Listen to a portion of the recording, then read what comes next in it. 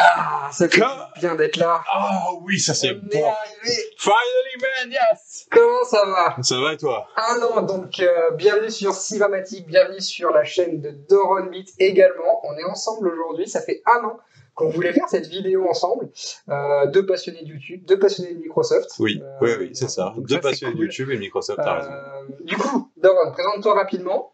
Je te remercie. Donc, présente-toi rapidement. Tu sais que moi, je n'arrive jamais à me présenter. J'arrive jamais à me vendre. Si j'ai un entretien RH, je ne sais pas comment me présenter.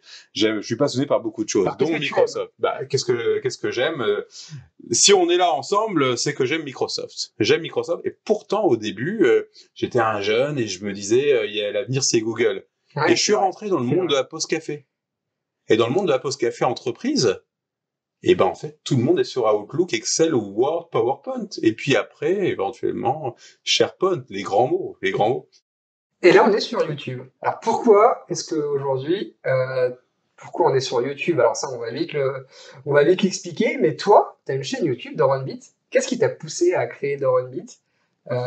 Sachant que quand même, Voilà. ça fait 6 mois, si ce n'est un an, que tu nous as pas posté une vidéo, tu vois. On est un petit peu en manque de ton aspect décalé sur les vidéos, moi que j'adore. J'ai pas mal de gens qui m'en ont parlé dans ma propre communauté cinématique, et des gens qui m'ont dit je connais Doron et tout, il y a longtemps qu'il n'a pas fait une vidéo.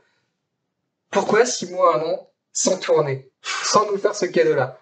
J'aurais pas une réponse exacte. Hein. Vraiment, il n'y a pas vraiment de logique, mais sachez quand même que si vous restez jusqu'à la fin, vous aurez peut-être une surprise sur qu'est-ce qui va se passer après. C'est too much. On la garde, c'est pas grave. J'adore. Ça fera une short. Donc oui, too much, effectivement. Écoutez, c'est notre première vidéo, hein, d'ailleurs, hein, voilà, on fait, hein, voilà. La première ensemble, en tout cas. La première ensemble, et c'est même le premier podcast, hein, en vrai. Podcast, il paraît que podcast, ça vient de... Bon, je vais pas rentrer dans les explications techniques, ça sert à rien. Donc, merci, heureusement que t'es là pour me...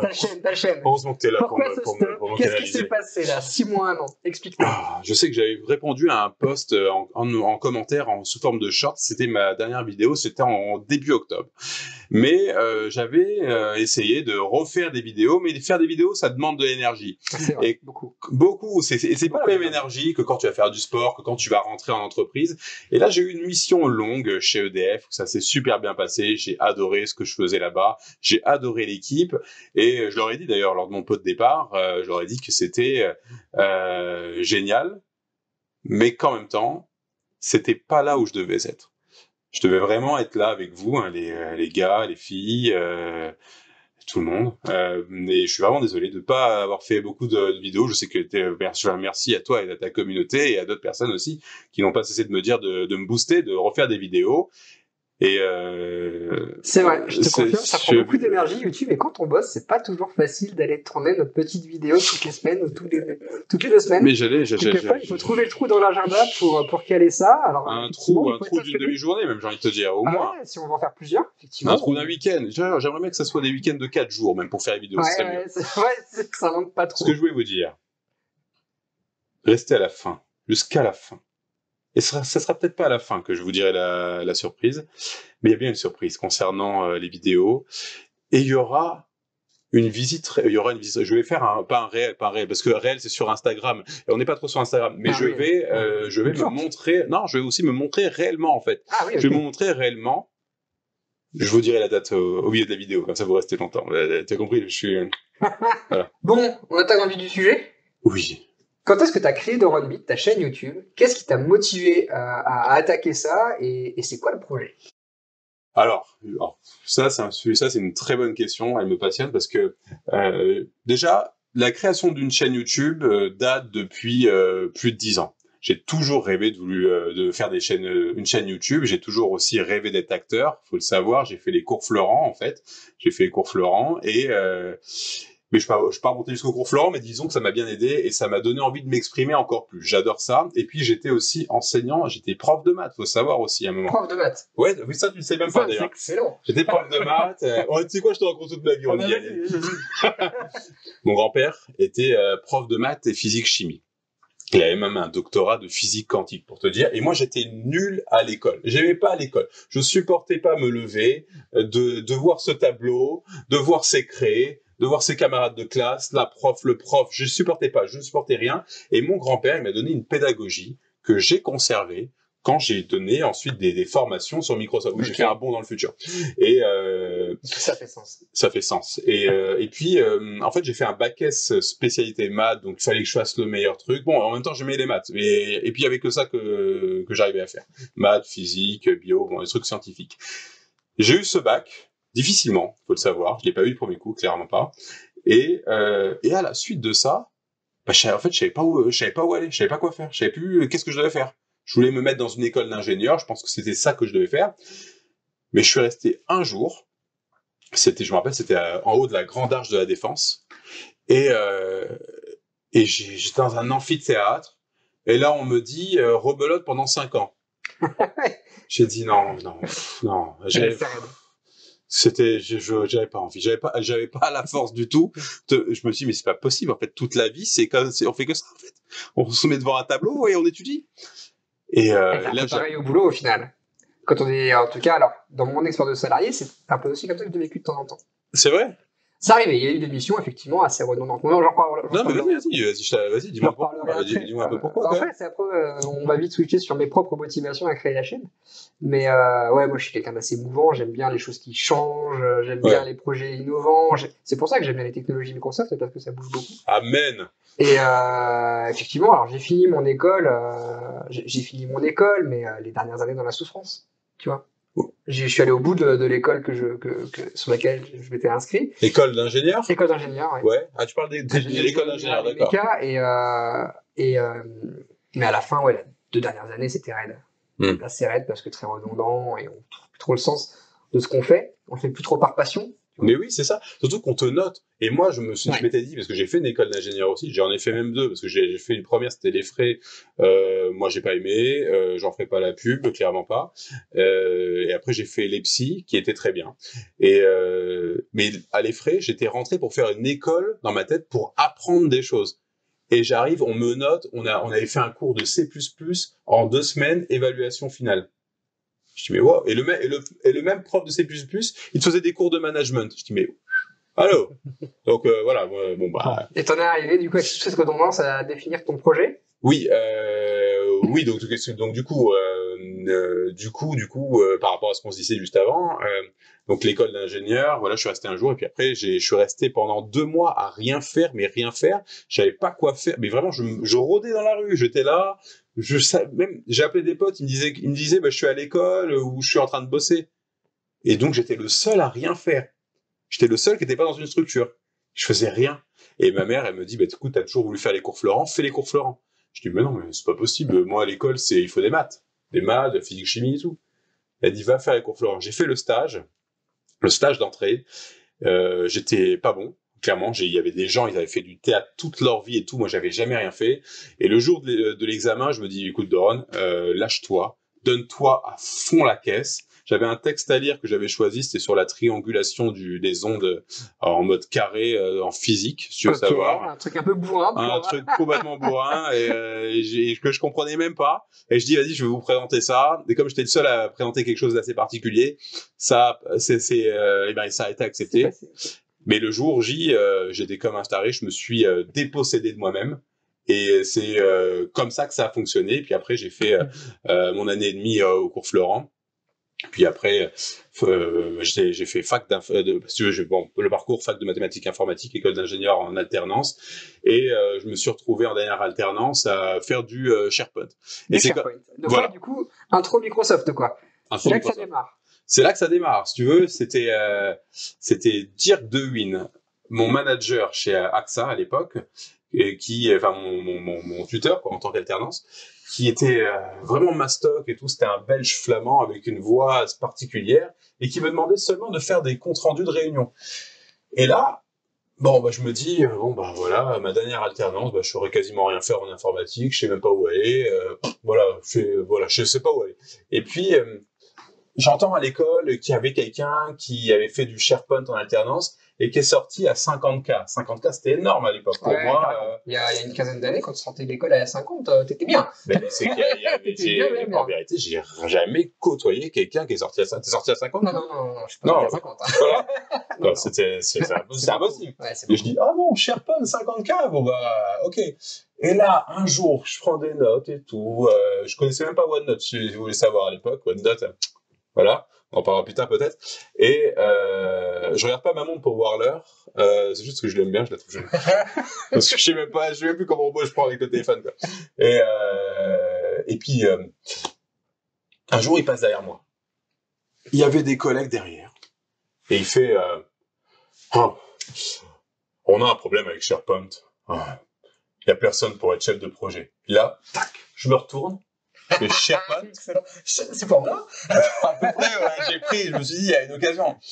Je me dis, SharePoint, et puis, tu connais? J'avais deux choix à ce moment-là. Un choix qui allait déterminer la suite de ma vie. Et un autre qui me permettait juste de prendre des comptes rendus. Je lui ai dit, oui. C'est bon ça, le petit moment de risque où tu prends un projet sans avoir toute la connaissance, la compétence au moment où tu y vas, mais tu sais que tu vas l'acquérir. Je connais parce que ça m'arrive.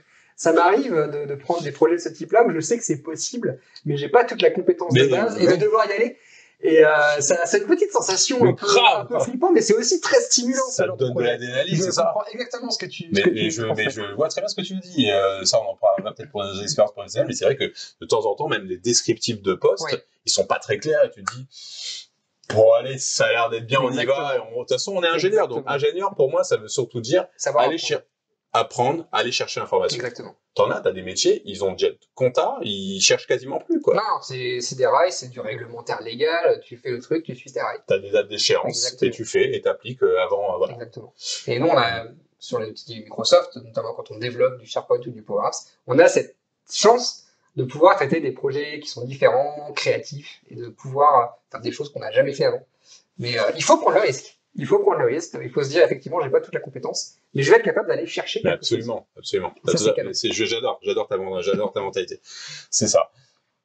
Tu veux connaître la suite? Qu'est-ce que je disais? Bah, YouTube, quand même! Ah oui, c'est vrai, YouTube. On y arrive. Bon, bah, voilà. Bon. J'ai donc, je suis rentré sur SharePoint. Là, tu rentres dans l'univers Microsoft, tu mets les deux pieds dedans. Je mets les deux pieds dedans.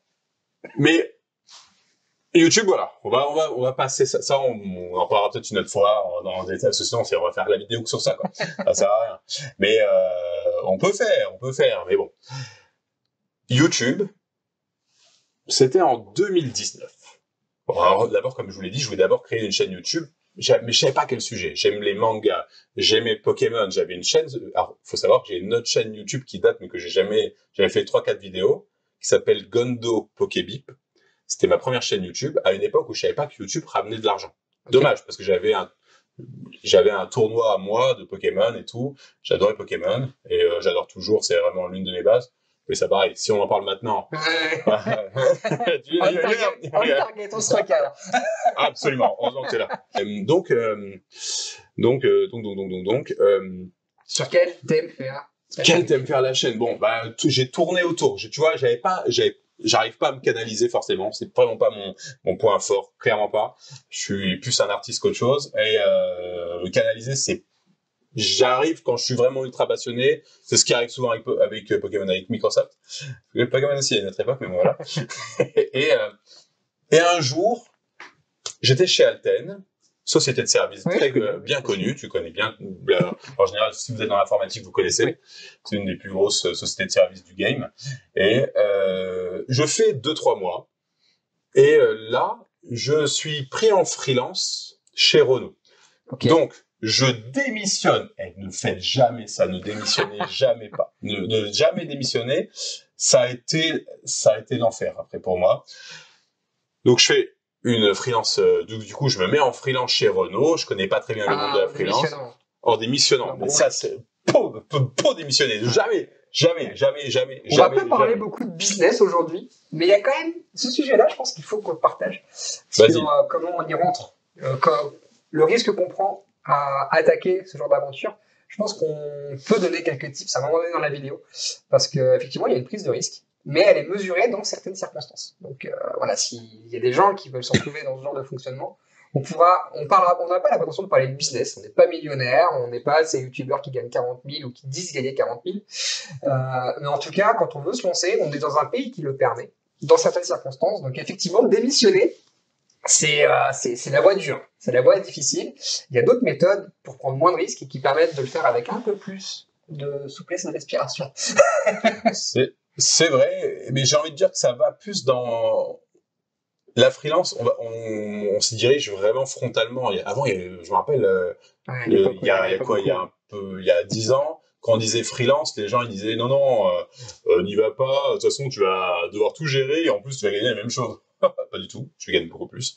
Mais c'est vrai que je prends des risques. Et d'ailleurs, je pense que l'équation risque, c'est toujours comme ça en fait. Voilà, risque monnaie, c'est clair. Tes gains sont relatifs au risque qu'on prend. Fucking yeah, you're absolutely right. That's right. C'est toujours le cas. That's right. Je suis chez Renault en 2019. Ensuite, il y a eu 2020. 2020. Le début de la merde. Le début de la guerre. Moi, ça a été j'ai choisi tout rouge, j'en pouvais plus. 2020, le 20 mars 2020, je me fais virer de chez Renault. Je me fais virer de chez Renault parce que eux, ils étaient dans le rouge avec Carlos Ghosn. L'histoire de Carlos Ghosn qui s'enferme dans un sac pour sortir du Japon. Ouais. Et puis il y a le Covid. Et le Covid. C'est le Covid, ils me disent bon, on est dans le rouge, donc tous les prestats, salut, au revoir, on n'a plus d'argent pour vous prendre. Donc là, je me retrouve chez moi, confiné, ma femme enceinte du deuxième petit, un mec, un voisin dans la cour d'à côté, mais qui a même pas à 10 mètres de moi, qui mettait la musique H24 et tout. Il y avait deux choix, soit me foutre en l'air, soit me battre pour m'en sortir. Donc, je t'avoue que dans les émotions, j'étais un peu dans les deux, parce que c'était très compliqué. Mais du coup, il y a eu deux choix. Il y avait j'avais un ami qui habitait en Israël, et puis maintenant il est parti s'exiler dans une île en Thaïlande. Je crois qu'il a raison, il a tout compris. Et il m'a dit, Doron, ici, en Israël, il y a plein de gens qui sont dans la crypto, il faut que tu t'y mettes et tout. Je lui disais non, moi je préfère l'immobilier, je sais pas quoi. Et un jour, je me fais donc virer. Et là, je regarde une vidéo sur Amazon Prime à l'époque qui s'appelait Bitcoin. Donc ça s'invente pas, c'était Bitcoin. Je la regarde et au bout d'une heure et demie, du coup, je me dis bon faut que je me mette sur le Bitcoin. Mais je me dis il faut que je trouve des clients que je peux aider. Quel est le meilleur moyen pour me montrer et montrer à tout le monde qu'est-ce que je sais faire mieux que sur un CV. Exact. Et là, je me suis dit, voilà, c'est là que je vais créer la chaîne YouTube et c'est le thème. Ouais. C'est le thème que j'ai trouvé et je le fais. Et la première vidéo, vous le savez si vous avez, pour ceux de ta chaîne qui ont regardé quelques-unes de mes vidéos, ma toute première vidéo, celle qui a le plus de vues, elle a été faite en pyjama sur mon lit, avec des cheveux longs, tout gras, pas coiffé. Ça, c'est rigolo. Ouais. Elle est top cette vidéo, faut la voir. Et c'est la seule où je suis normal d'ailleurs, mais c'est la seule où je fais pas trop de blagues et tout. Mais peut-être que c'est ça le clé, peut-être pas de faire de blagues. Mais bon. Mais non. Et en fait, c'est ma femme, elle me disait, mais arrête avec ton son, arrête avec ceci, avec tes caméras, les spots et tout. Lance-toi. Fais quelque chose. Alors je me suis lancé dans mon lit direct. Et de toute façon, j'avais pas d'autre endroit, j'étais confiné, il y avait rien à faire, je pouvais aller nulle part. Voilà comment j'ai créé la chaîne YouTube Cyber, hein, vraiment. Et d'ailleurs, pour terminer là-dessus, si vous avez envie de créer une chaîne, allez-y, foncez. Ouais. Le matos n'est pas une limitation, pas au départ en fait. Il faut y aller. Mais c'est clair, quelque chose. C'est clair. Avec le smartphone, en plus maintenant, les iPhones, les Samsung Galaxy et tous ces... Ils prennent de super vidéos, vous avez besoin de rien, à la limite un petit micro à brancher dessus qui va coûter que 30 €. Et ça suffit en fait pour se lancer sur YouTube. Après, vous mettez ça, vous faites de la capture vidéo, faites ce que vous voulez. Mais il faut essayer. Mais tellement, mais d'ailleurs, je me rappelle tu me diras si je me trompe, mais moi, de tes premières vidéos que j'avais vues, c'était dans ta chambre, il y avait un lit, c'est ça, flouté, c'est ça? Alors, je suis toujours dans la même pièce aujourd'hui, sauf que maintenant, on dirait pas. J'ai juste plus de matériel pour faire des effets spéciaux, mais je suis pas à New York quand je tourne mes vidéos, je suis toujours dans ma chambre, c'est juste du montage et du matos, quoi. Parce qu'effectivement, après, avec le temps, on s'équipe. T'es pas à New York? Non. Je crois que t'étais à New York. Désolé. Je crois que t'étais à Parc Avenue. Je suis en Normandie, en petit village de Normandie. D'ailleurs, je te remercie, parce qu'il faut savoir que Cyber, il est venu du coup de Normandie aujourd'hui jusqu'à Levallois pour qu'on fasse cette vidéo. Exactement. T'es venu en voiture, t'as mis combien de temps là? Bon, c'est une petite heure, ouais. Ça se fait bien. Bah, du coup. Ça, c'était fluide? Ouais, c'était fluide. Bah, j'ai fait exprès de venir à 10h parce que je savais qu'il y avait moins de monde à Paris. Ouais, t'as Quand raison. on arrive à 8h le matin, c'est pas le même histoire. Non, non, je crois pas. Surtout Non. en ce moment, proche des JO, là, au moment où on tourne la vidéo. Mais Donc, complètement. il fallait pas le faire plus tard. Ah, c'était le dernier. Mais alors à ton tour maintenant. Moi aussi j'ai envie de savoir YouTube, comment t'as créé ta chaîne punaise. YouTube et pourquoi. Dis-moi J'aurais tout. dû le faire avant d'ailleurs. J'aurais dû le faire avant. Non, Mais bah après, c'est pareil. tu l'avais fait avant moi apparemment, Alors, la non, vidéo. il y a la date de création et la date de publication. Ouais. Il y a un écart entre les deux. Raconte-nous ça. Le pourquoi je l'ai créé, ça c'est assez rigolo. À la base de la base, alors moi comme je te disais, j'étais ingénieur, donc pareil, hein, cursus école, etc. Bon bah ça s'est fait comme ça s'est fait. J'étais content de terminer l'école, même si c'était une école super sympa. Ingénieur informatique, on est d'accord. Non, ouais, Ah. c'est là que ça devient rigolo. C'est là qu'il faut écouter l'histoire. C'est À pas la base, vrai. je suis ingénieur mécanique production. Et en fait, les premiers postes que j'ai eus, je les ai eus dans l'industrie, en tant que responsable de secteur de prod, responsable d'amélioration continue, alors pas au niveau des big boss, tu vois, mais j'étais dans des sections comme ça. Et en fait, tout le long de mon parcours, à la base, même si j'ai fait mes études en mécanique, production, je suis un fan de l'informatique et de toute la tech en général. J'adore la tech. C'est vraiment un truc qui me fait vibrer. J'ai toujours les derniers gadgets, j'aime bien les derniers logiciels, j'adore tous ces trucs. Et depuis toujours, ça a toujours été. Et à la base de la base, je suis un bourrin d'Excel, moi. Ok, je suis vraiment un gros bourrin d'Excel, donc de la macro VBA, faire des systèmes sur Excel, ça a été toujours très facile. C'est vrai que je te vois beaucoup faire des vidéos sur je te vois beaucoup dans tes miniatures VBA, Excel. Ouais, j'en ai quelques-unes. Ouais. C'était d'ailleurs tes premières C'est vidéos. mes premières, j'en fais moins maintenant, parce que du coup je l'expliquerai quand on parlera logiciel Microsoft, j'expliquerai pourquoi j'en fais moins. Mais à la base de la base, en fait, j'ai commencé en DUT, donc dans mon cursus Bac+2, à commencer à faire des macros sur Excel. Ça c'est bien les DUT et IUT, je vous conseille. C'est super cursus. Parce que moi j'ai commencé avec la fac et la fac je codais sur papier. Ouais, donc c'est complètement délirant. Ouais, dans DUT, on je a pense la que chance c'est bien d'avoir un peu de matos pour s'amuser. C'est très bien. Et en fait, tout le long de ma carrière, peu importe le poste que j'ai occupé, que ce soit en amélioration continue, en production, en qualité sécurité, qui seront mes dernières expériences, j'ai toujours utilisé Excel pour faire des petits systèmes pratiques. Moi, j'aimais pas me faire chier j'aime pas me faire chier avec mon ordi, c'est ce que je dis depuis toujours. Et j'aime pas subir Excel. Excel qui est le truc le plus utilisé dans toute l'industrie, je pense aujourd'hui. Même dans les sociétés de service, tout le monde utilise Excel. Excel, c'est... Et même, je pense qu'il y a même des écoles qui forment sur Excel parce que les comptables, je sais parce que j'ai des amis qui sont comptables et quand on leur dit maintenant vous allez faire votre comptabilité, vous allez pas travailler sur Excel mais sur Google Sheet. Oui. Et ma VBA, elles sont où? Moi, je suis pas développeur JavaScript, c'est de quoi tu me parles? Exactement. Donc Excel, c'est vraiment le truc qui est le plus répandu. Et tout le long de mon cursus, j'ai toujours fait des applications sur Excel en fait. Je recommande d'ailleurs pas forcément de le faire maintenant parce qu'on a d'autres outils pour faire ça. Ouais, complètement. Parce que les VBA Excel à débugger après c'est pas rigolo comparé aux outils qu'on a aujourd'hui. Et en plus de ça, les systèmes que j'utilisais et que j'utilise pour certains qui sont encore actifs aujourd'hui, j'ai toujours adoré partager avec les gens.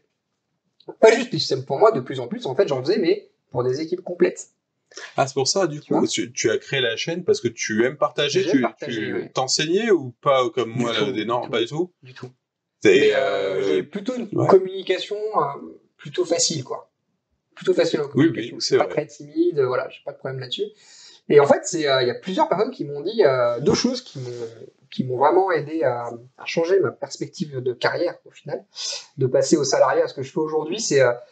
Dans les boîtes, c'est dommage qu'on n'ait pas des geeks un peu comme toi, tu vois. C'est un poste qui n'existe pas dans les entreprises, un geek. Tu vois. Le mec qui est là, qui arrive, qui va dépanner l'imprimante, la connexion au truc, qui va être facile sur Excel pour faire un petit système. Le geek, ça n'existe pas. T'as soit un mec qui est très très bon en réseau, soit un mec dans la gouvernance de ces outils-là. Par contre, le mec qui va débloquer ton petit Excel de ton besoin, celui-là, il est plus dur à trouver. C'est incroyable, je te vois en vrai. Tu vois? Je te vois que... Ah, il est vrai, attends. Du coup, je t'écoute aussi, t'inquiète pas, mais c'est fou. En fait, sur YouTube, je triche pas, hein. Je suis exactement pareil en vrai que sur YouTube, je joue pas de rôle. Donc ça, c'était la première chose qui m'a fait me dire à un moment donné, le freelance, ça pourrait correspondre à ce que je veux. Bravo. Et YouTube, pourquoi YouTube? En fait, il y a deux événements. Ma femme qui m'a dit, tu devrais te lancer. Tu devrais poster des vidéos sur ce que tu sais faire. C'est les femmes qui nous aident bien. Elles nous aident beaucoup, elles nous font prendre de la perspective, prendre de la hauteur. Ça, c'est canon. Et en fait, pareil, je suis arrivé dans le Covid. Alors, j'étais salarié, donc moi, j'avais pas le stress. Comparé à la différence de toi qui était déjà en freelance. Moi, j'avais pas le stress pendant le Covid. J'avais un autre stress, parce que j'étais responsable sécurité environnement pendant le Covid dans une entreprise. Donc, le stress, c'était ailleurs. Ok, c'était dans la gestion de l'entreprise que c'était compliqué. Mais par contre, en parallèle de ça, quand j'étais confiné, c'était le bon moment pour lancer quelque chose. Ok. Du coup, oui, effectivement, je me suis posé beaucoup la question du matos, quel PC je dois prendre, quelle caméra, quel machin. Donc on s'en fait, nous, en plus, je pense les hommes plus que les femmes, on se fait un sans du matériel, de ce qu'on va utiliser. Oui. Alors qu'en fait, il faut surtout démarrer. Et du coup, j'ai lancé la chaîne en 2020, juste après le Covid. Après, j'ai reçu le matériel et tout ce qui allait pour pouvoir faire quelque chose de cohérent. Et les premières vidéos sont arrivées 6 ou 7 mois après. J'ai envie juste qu'on arrive à parler de ce passage de il faut démarrer, parce que c'est vrai, qu'est-ce qui nous a bloqué finalement sur il faut démarrer? Toi, pourquoi tu as créé la chaîne et plus tard t'as commencé à publier? Sincèrement, pourquoi toi t'as pas démarré tout de suite? Je vais te comprendre à 100%, j'en suis sûr. Mais pourquoi t'as pas démarré tout de suite? Ah, moi, je suis un cartésien en fait. Je suis très process. Ouais. Du coup, il fallait que je sache de quoi j'allais parler, que je sois à l'aise sur comment j'allais le faire, comment ça allait rendre sur la vidéo. Je voulais avoir un peu la maîtrise de tous ces aspects-là sur l'information que je donne, comment je la donne, à qui je la donne, pourquoi je la donne. Oui.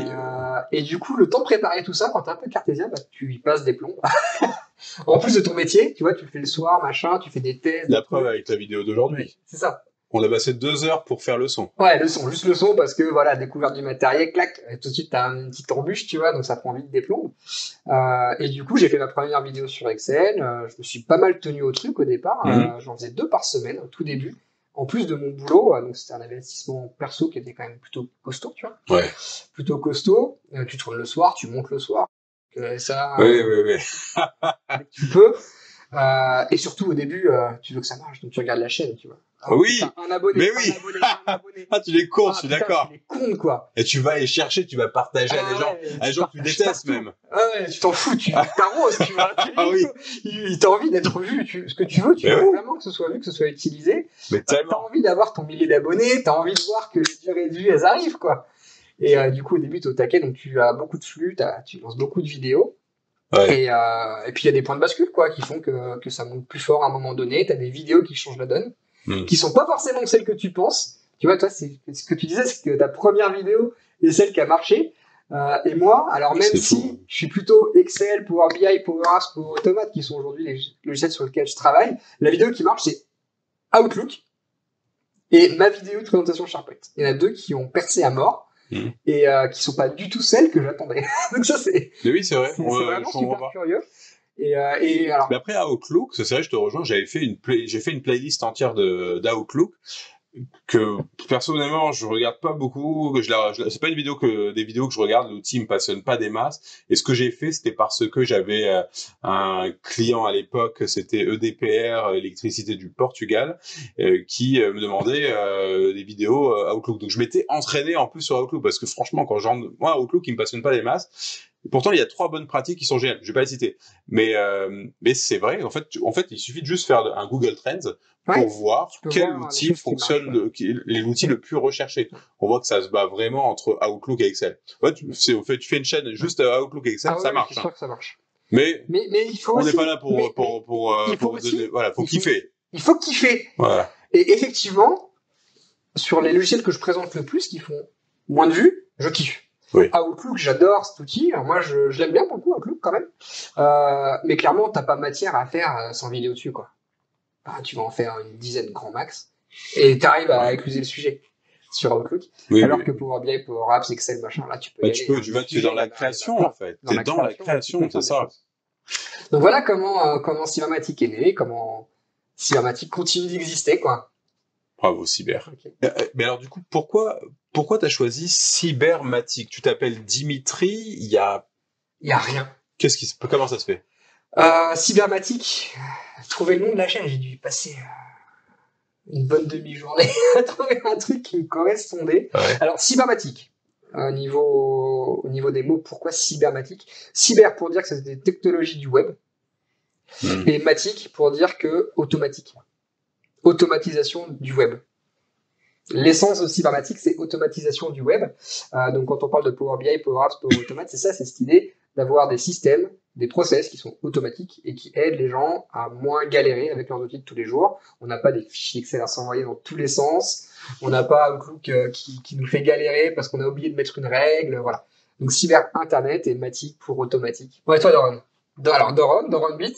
Oui, Il y a un c'est très, oui, il y a un bon lien. Et d'ailleurs, c'est marrant que tu trouves le lien parce qu'il y en a qui arrivent pas à comprendre que je m'appelle Doron et pas Doran ou Dorian ou Doron. Bon, ça, c'est mon affaire depuis 30 ans. Alors, Doronbit, effectivement, il me fallait un nom que je puisse porter, porter et scander. Et en fait, j'avoue que j'aime bien mon prénom. J'aime bien mon prénom, il résonne comme Pokémon, comme Sangohan, tu vois. Il y a un N à la fin qui donne du panache. Moi, je l'aime beaucoup. Voilà, j'ai la chance d'aimer mon prénom. Je pense qu'on aime tous son prénom. T'aimes bien ton prénom? Ouais, alors, faut tu vis avec, tu es obligé de l'aimer. Voilà. Mais je pouvais pas faire en sorte que ce soit que mon prénom. Et puis j'ai cru comprendre que il fallait que ça dépasse 2 syllabes, un nom de chaîne YouTube. Comme PewDiePie, c'est 3, Cyprien, c'est 3, il y en a plein, bon, c'est souvent 3, 4, Cybermatic, je sais pas si tu connais, j'adore, il y en a 4, voilà, tu connais. Et puis alors Bit, du coup, moi je me suis dit, qu'est-ce qu'aiment les Français? Alors les Français, ils aiment bien les blagues bien grasses. Et t'inquiète pas, donc ils aiment bien les blagues. Ça m'intéresse. Comme je l'ai dit tout à l'heure, il y avait aussi l'histoire du Bitcoin. Et puis, moi, j'aime l'argent. Donc, du coup, il fallait quelque chose. Beaucoup de gens aiment l'argent. Voilà, mais moi, je le dis comme ça. On a le Valois ici, donc c'est normal qu'on aime l'argent ici. Voilà. Et Bit comme business IT. Je voulais vraiment parler de business. C'est-à-dire comment gagner de l'argent avec l'informatique. Et tout de suite, ça a démarré très vite avec ce que je fais. Parce que j'estime que c'est de l'IT, Microsoft, et que tu peux le faire depuis chez toi, que tu peux le faire dans le monde du travail, c'est permanent, ça couvre, moi je pense que ça couvre au moins plus de 80% des sociétés dans le monde, quoi. Oui. En tout cas des grosses. Et donc, comme je disais, Bit, c'est un peu grossier. C'est Bit comme business IT, tu as bien compris, c'est clair. Mais Bit comme, voilà, je dirais pas comme quoi. Et je sais qu'en France, on aime bien les trucs un peu grossiers. On rigole toujours comme ça. Enfin, c'est avant. Enfin, si je fais pas une blague, je regarde les stand-uppers. Et tout le temps, ils disent des trucs bien gras. Moi, donc, je pensais à Bit dans le sens, le bit informatique, tu vois, le 1-0. Oui, on aurait pu croire ça, mais pas du tout. J'étais pas parti sur un truc différent. Hein. Non, j'ai pensé au pervers, voilà. Et donc, je voulais que ça pénètre le cerveau des gens pour qu'ils n'oublient pas le délire et que ça devienne une marque que les gens y connaissent, quoi. D'ailleurs, il y en a qui, je te dis, ils arrivent à dire Doron Bit, mais ils arrivent pas à dire Doron. Ils savent Doron? Je sais bon, t'es illettré ou c'est quoi ton problème? Je pense à quelqu'un. Tu penses à quelqu'un? Je pense à quelqu'un. Qui te connaîtra, ça regarde la vidéo du coup. Et lui, il te connaît aussi, je pense. Okay. Deuxième sujet, le logiciel préféré. Le logiciel préféré. Donc là, on va vous faire un top 3 de nos logiciels préférés. Je vais t'interroger tout de suite. Je vais te poser la question. Cybermatic, quels sont tes 3 outils Microsoft préférés? Commence par le troisième. Troisième? Oui. Troisième, Excel. Ça reste quand même l'outil sur lequel j'ai bien bourlingué. J'adore y remettre les pieds. Alors, je suis beaucoup moins à l'aise maintenant que je l'étais il y a ne serait-ce que 4 ans. Alors, bourlinguer par chez nous à Québec, on comprend pas. C'est quoi bourlinguer? J'ai développé dessus à mort. J'ai développé dessus plein de trucs. Comme je dis toujours, Excel, c'est la meilleure calculatrice. On n'a pas une meilleure calculatrice.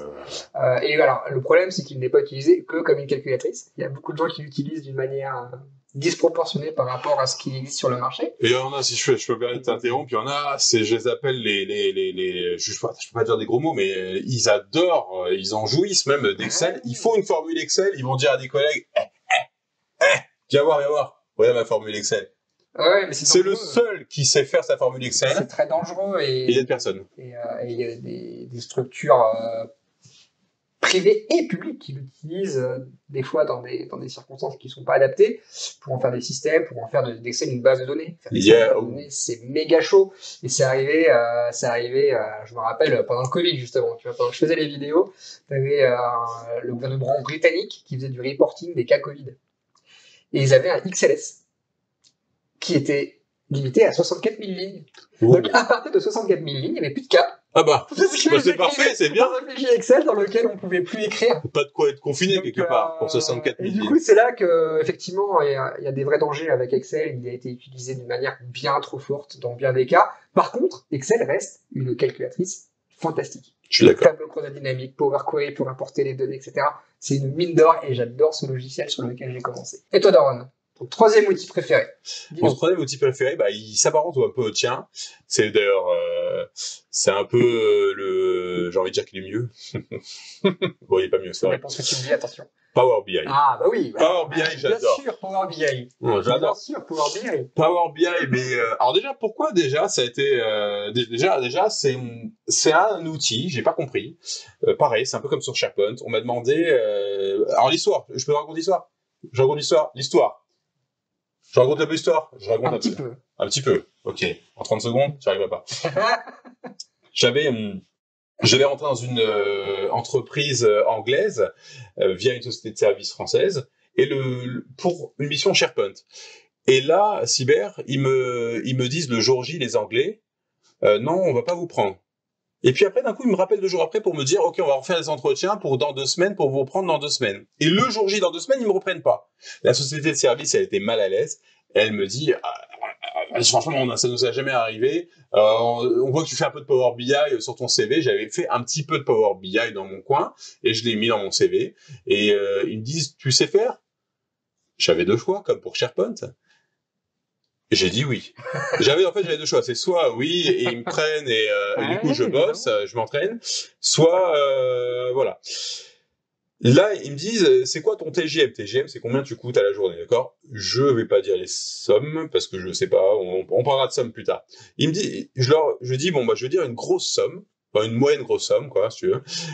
Et on verra s'ils me prennent. S'ils me prennent pas, tant mieux, comme ça je suis tranquille, je rentre chez moi et je vais dormir. S'ils me prennent, bah, va falloir bosser. Non seulement, ils me disent, ok, pour le TGM que j'ai dit, mais ils me disent, mais si tu veux, on t'en propose pour 60 € de plus. J'ai même pas négocié, Okay. et ils me disent ça. Et je dis, mais c'est what? Alors là, d'un coup, je me dis, bah, peut-être que pas. Opportunité d'apprendre. Ouais, complètement. Et là, je me dis, bah, Power BI, en fait, faut que je me dose à ça. J'avais SharePoint, faut que j'ai Power BI aussi. Et donc, du coup, les missions Power BI, ben, je les ai faites. En fait, c'était un peu comme Power Apps. Tu crées quelque chose, tu le montres au client, il est automatiquement content. Il se dit, mais waouh! Ça y est, c'est fini, toutes les formules pourries de Excel, je peux les avoir en 2 secondes et j'ai une map et tout, et j'ai un dashboard. Bon, Power BI, je pourrais en parler dans une autre vidéo, mais c'est fascinant et c'est ultra utile et je pense honnêtement que c'est l'outil qui permet d'augmenter le chiffre d'affaires de n'importe quelle société parce que ça te fait gagner un temps, mais monstrueux. Ouais, surtout à grande échelle. Deuxième outil, Cyber. Power BI. C'est vrai? Moi, je le mets même avant la 3e place. Moi, je le mets vraiment en 2. Il est presque ex aequo avec mon premier, Ah ouais? avec lequel je vais parler après. Ils sont franchement presque à égalité. C'est pas ce que j'ai dû choisir. Non, Power BI. Alors moi, qui a bourlingué sur Excel, qui a fait beaucoup de développement sur Excel. Comprends. Bah, quand t'arrives sur Power BI, c'est du bonheur. Tout ce que j'avais galéré à faire sur Excel, mes bases de données, architecture et récupérer les données, faire un tableau croisé dynamique et tout. Ah, vrai que le mot, il me dégoûte. Punaise! Power BI, récupération de données, visuel, tableau croisé dynamique automatique, les liaisons entre les tables, possibilité de mettre ça à jour directement sur Internet, possibilité de faire une vue mobile. Tout ça sans écrire une seule ligne de code VBA. Complètement incroyable. Quand j'ai ouvert ce logiciel, j'ai compris que je passerais beaucoup moins de temps sur Excel et que Power BI, effectivement, c'est de la folie. Donc j'adore Power BI, c'est pour ça que je fais beaucoup de vidéos sur Power BI. C'est intarissable avec Power BI. C'est génial. Donc c'est génial. Et DAX. Ouais, les DAX, carrément. DAX. We love DAX. Donc le mot, il est bien DAX, tu vois.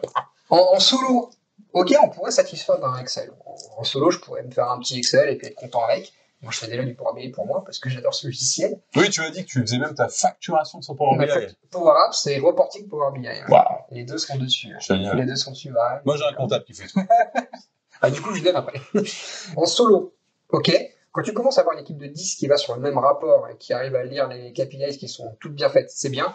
Mais quand tu arrives dans une grande entreprise de 1000 personnes qui se partagent le même rapport pour prendre des décisions, là, le gain financier, il est stratosphérique. Alors, je suis entièrement d'accord avec toi et j'ai même envie d'être sérieux là-dessus quand je vois des gens traîner leurs ordinateurs avec des tableaux Excel et même ils vont pas tous faire des tableaux de 3D dynamiques, hein, faut pas rêver. En plus, ils font pas, ils disent voilà, regardez la colonne, la ligne, ils mettent et tout. Les gens, ils sont pas forcément dans l'informatique. Et même, il y en a qui n'aiment même pas l'informatique. Ils sont toujours avec leurs notes, leurs cahiers.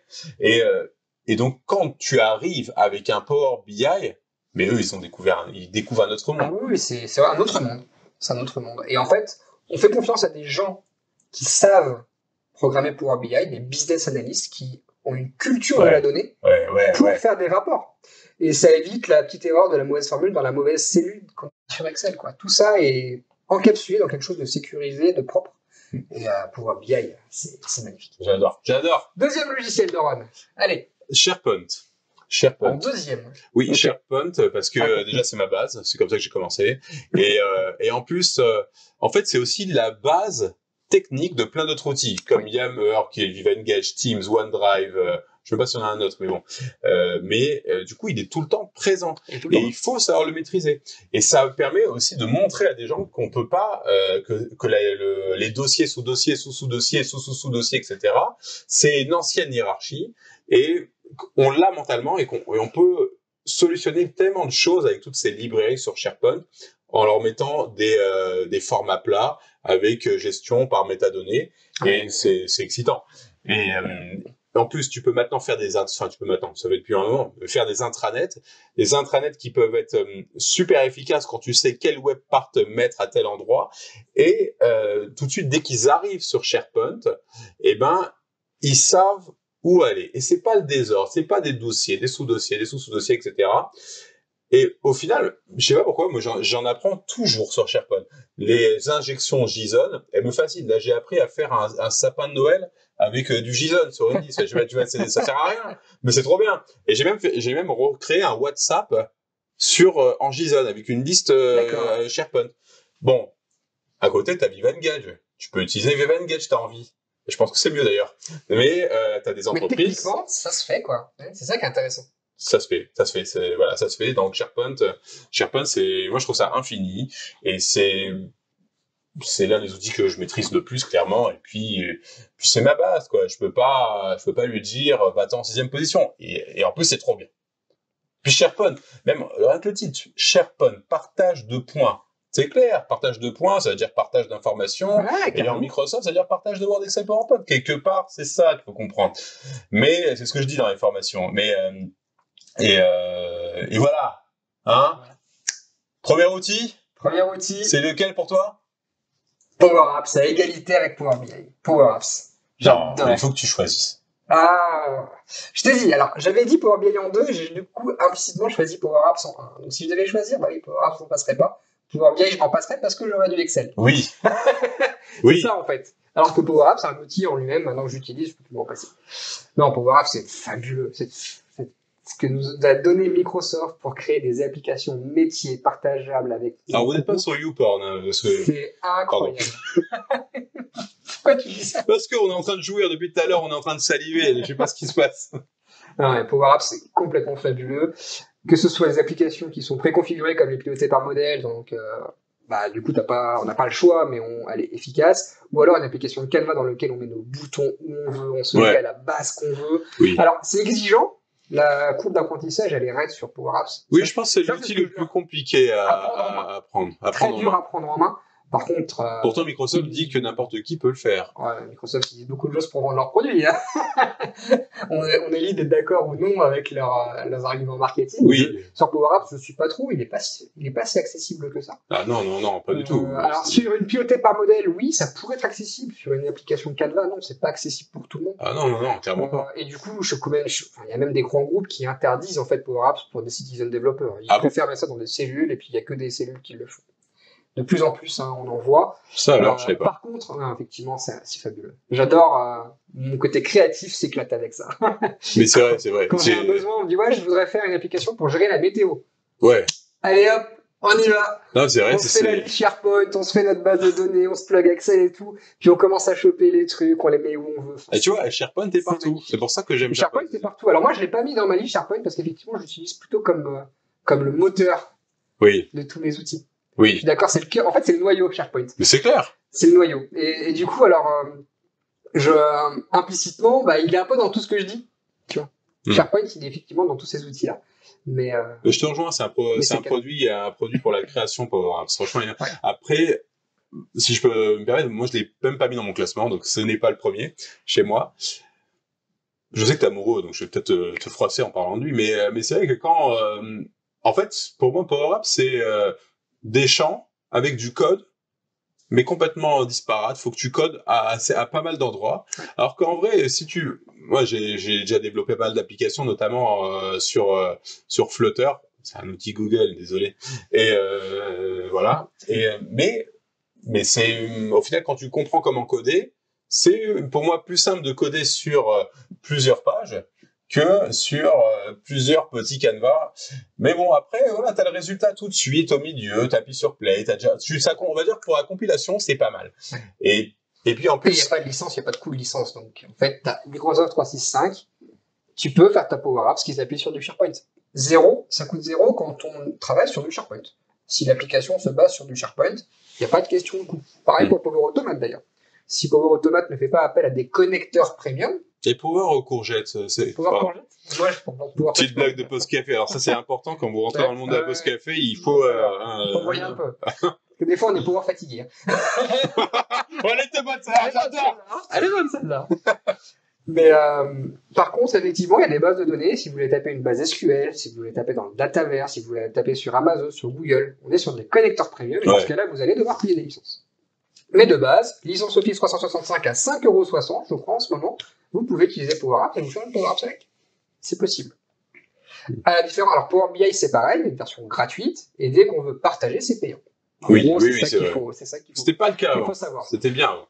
Oui, bah après. Voilà, c'est le futur. Le futur, c'est comme ça. C'est comme ça. Avant, quand tu sortais du centre commercial, t'avais des sacs plastiques, t'en avais plein même. Ouais. Maintenant, t'as un caddie et tu ranges dans la voiture. Et tu les prends comme ça. C'est un peu pareil.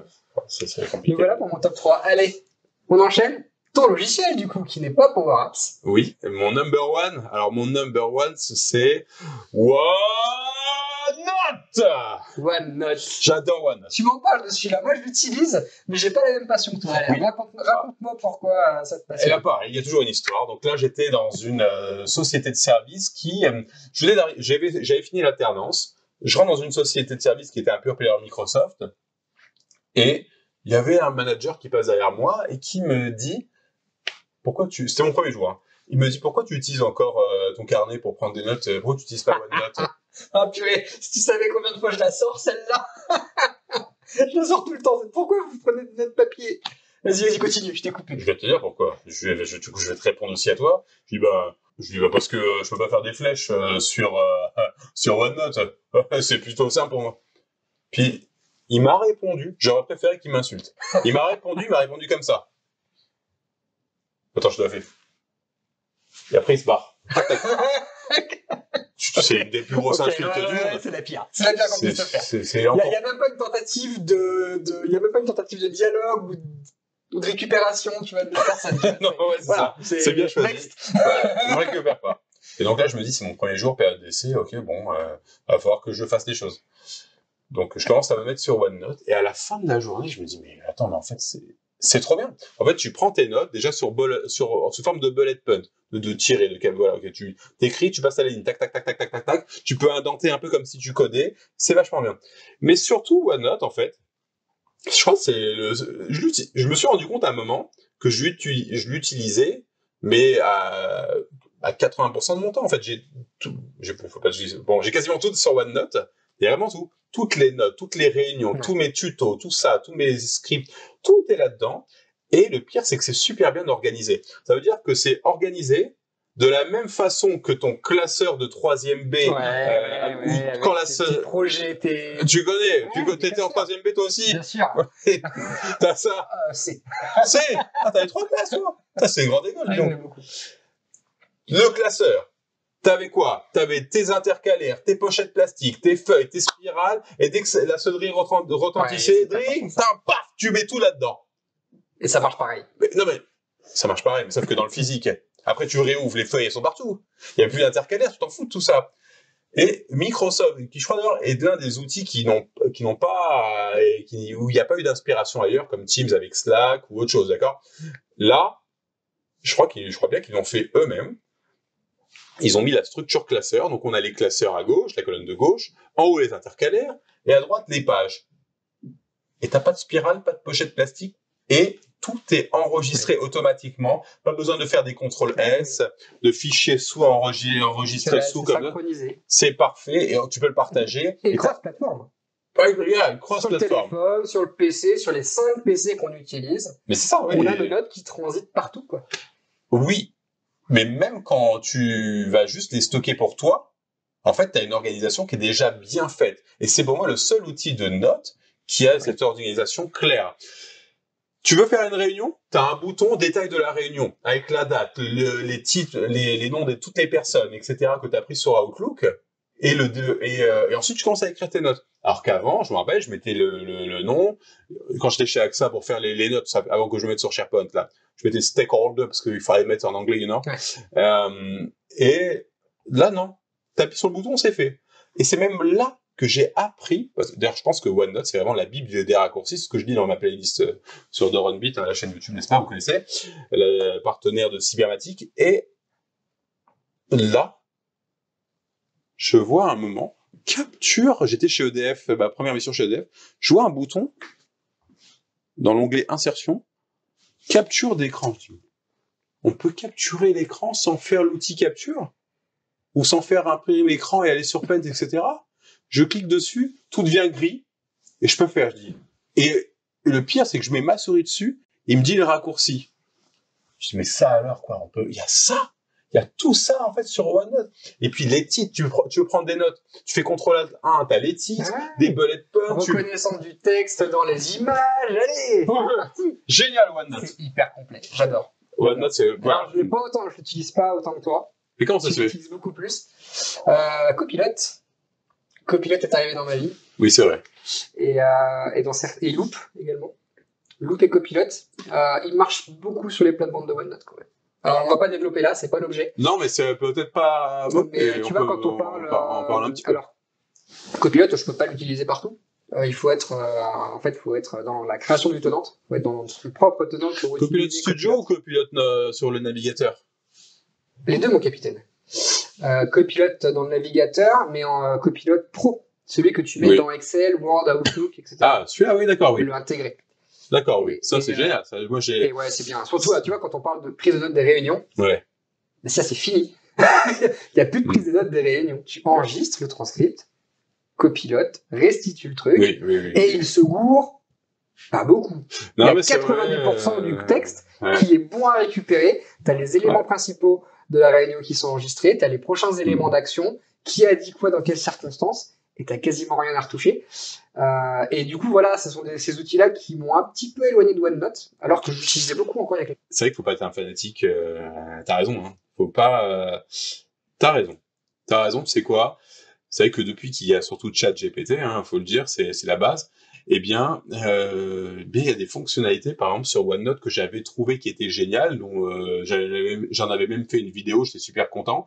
C'était carrément extraire le texte d'une image. On pouvait le faire sur OneNote, on pouvait pas le faire ailleurs. En tout cas, moi, je savais pas comment le faire ailleurs.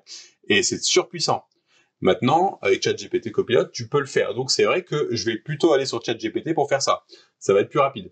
Et puis même, si je prends des notes et que je prends que des bullet points, je vais pas me retaper le texte. Et je vais le prendre et je vais le mettre sur Copilot, ChatGPT, Claude, Perplexity et Tutti Quanti .ai. Et puis il va me le faire lui-même. Donc je vais pas me dire que je me détache complètement de OneNote, mais c'est vrai qu'il y a des fonctionnalités que je vais faire ailleurs. Par contre, si on devait débattre quand même un petit peu sur Loop, il n'a pas de client lourd. Et il n'a pas de client lourd. Le client lourd, donc du coup, c'est l'application que vous avez directement sur votre téléphone ou sur votre ordinateur. Comme Excel, on peut utiliser en ligne ou bien en client lourd. Et d'ailleurs, on le sait, hein, Excel et client lourd, client léger, c'est pas la même chose. Loop, c'est pas mal. Il y a des options qui sont pas mal, par exemple, notamment pour les travaux en équipe, pour aider en ce qui concerne les méthodes agiles. Ouais, les composants partageables et tout ça qui permettent d'interagir live, J'adore. Pour ça, c'est très bien. J'adore. Ça, c'est pour moi la même. Ça ressemble énormément au système de la blockchain dans la crypto-monnaie.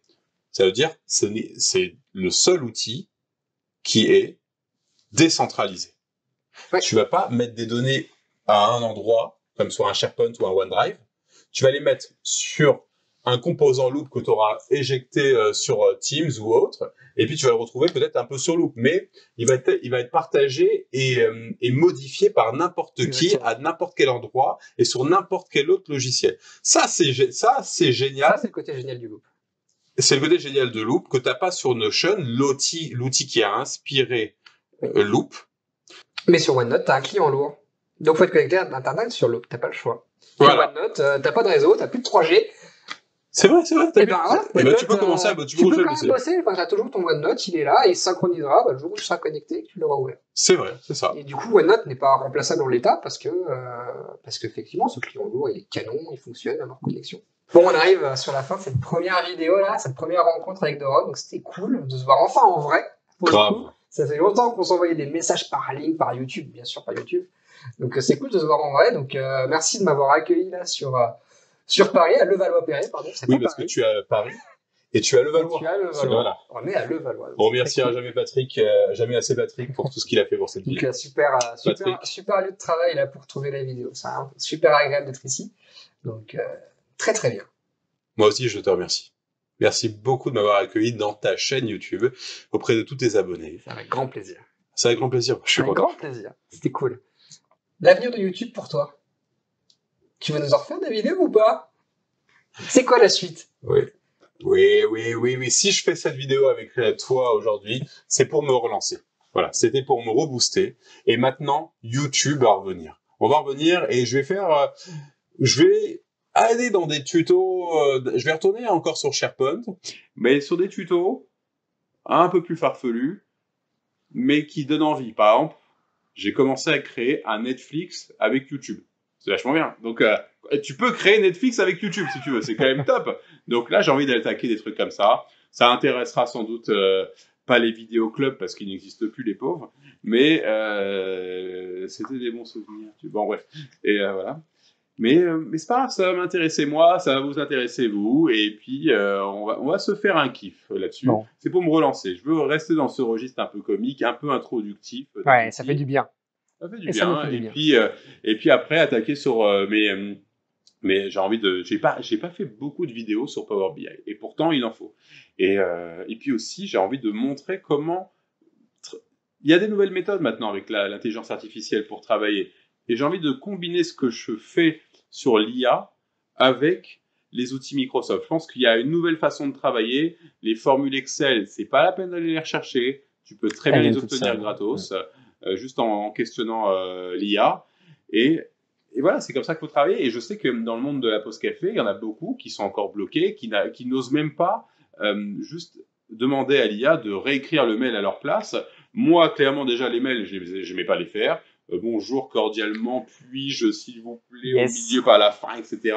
Je dis, je te donne 3-4 bullet points, écris-moi un mail professionnel, fin d'histoire. Ça marche fort. Bon, ça, c'est la bonne nouvelle. On a réussi à mettre Doron sur YouTube. Ça revient. Yes! Here we go, man! We're gonna make it! Ça fait We're gonna make it! Il est très spectaculaire, ce garçon. J'adore le style. C'est bien d'avoir des styles différents. Moi, très cadré. Tu as la structure. Et toi, tu es effectivement très introduit. Tu introduis, t'as la passion dans la voix, t'emmènes les troupes. Et du coup, c'est pour ça qu'on fait un peu partenariat aujourd'hui. Parce qu'en fait, on est assez complémentaires. On aime tous les deux à fond les produits Microsoft. On est des purs passionnés. C'est pour ça qu'on fait cette vidéo aujourd'hui. Et je pense que vous l'avez senti quand on en parlait. Mais effectivement, on a beaucoup à donner. Et Doron a une structure très sympa qui nous permet en fait aujourd'hui de proposer des produits qui sont adaptés à ces besoins technologiques qui sont proposés par Microsoft. C'est ça, et puis moi je pense vraiment que j'ai tout, j'ai pas mal de gens qui vraiment auraient besoin de tes services pointus sur Power Apps, car tu fais des choses que d'autres ne font pas sur YouTube. Yes. Yes. Et en fait, on les diffuse parce qu'on prend des risques. C'est un peu ce qu'on disait au début. Ce qu'on fait quand on prend la mission, on sait que c'est possible. On ne sait pas comment on y va, mais on sait toujours que c'est possible. Et en fait, c'est à force de prendre des murs qu'on atteint des niveaux qui sont sympas. Donc voilà, en tout cas, on n'a pas hésité à prendre des missions. On sait où sont les limites des outils, on sait où elles ne le sont pas. Et on sera très content de partager ça avec vous durant des cursus de formation qu'on pourra construire à la carte pour vos besoins. Donc, c'est... Thank you so much, Guy. Bien, un câlin. Ça, je suis tellement content de te voir en vrai. câlin. Pour finir cette vidéo. On est en vrai, il est en vrai, je l'avais jamais vu en vrai. C'est vrai que c'est assez curieux, hein, quand on se voyait que sur YouTube, là, de se voir en vrai, ça fait... Ah ouais. Donc non, nous sommes de vraies personnes, on est en vrai pareil que ce que vous avez vu sur YouTube, il n'y a pas de triche sur la personne, sur ce qu'on représente, sur ce qu'on est, sur ce qu'on connaît. Donc on sera très content de vous voir dans le cadre de YouTube, dans le cadre des petits besoins que vous pouvez avoir avec moi et Doron, ou pourquoi pas dans des offres de formation qu'on pourra, sur lesquelles on pourra vous accompagner. Exactement, voilà. Merci cybermatique. Doron Beat. À bientôt. À bientôt. Ciao.